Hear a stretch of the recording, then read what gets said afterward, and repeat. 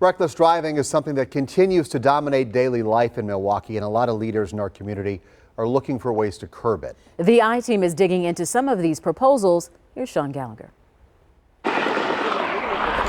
Driving has deteriorated over the past decade. Something that impacts people at random. It's not just young folks, it's folks that are good and grown. We're talking about people who are driving at dangerous speeds. Last year, the I-Team exposed loopholes in the state's reckless driving laws. Since then, a number of solutions have come forward. That's why we're starting here in West Allis, where officials, including Police Chief Patrick Mitchell and City Attorney Cale Decker, made headlines when they announced they would be citing reckless drivers with a harsher penalty: negligent operation of a vehicle. The difference in forfeiture is significant, from $200 to $10,000. The people that we give the ticket to, it's a little bit of an eye-opener. Chief Mitchell says so far 2 drivers have been cited since the start of the year. But Mitchell and Decker may ask lawmakers to go farther than that, and shared their proposals with the I-Team for potential policy changes, including increasing the reckless driving fine. That currently maxes out at $200. Compare that to Illinois, where your first offense is a criminal offense, with a max fine of $2,500 and a year in jail. Cash penalties may not be getting through to everyone. The I-Team pulled payment patterns for common traffic violations in the city of Milwaukee. Municipal judges issued more than 16,000 speeding fines in 2021. Less than half were paid in full. In nearly 9,000 cases, no payment was made at all.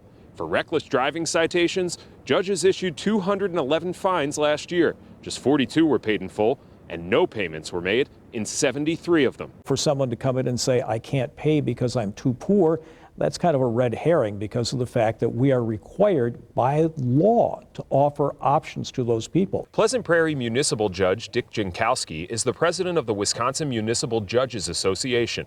He says in his own courtroom, about 2/3 of people cited for traffic violations won't show up to court to pay their tickets. But Jankowski says punitive penalties aren't the only answer. More importantly is to keep people from getting into trouble in the first place, and that is to encourage good driving habits. He suggests adding early intervention with young people facing mental health or substance abuse issues. Back in West Allis, other proposals include imposing additional fines on the owner of the vehicle, similar to noise complaints, and impounding the vehicle. The theory is that money could deter some people and other people wouldn't be deterred by money, but one thing you could do is take away the tool that they use to commit the offense and to create that danger.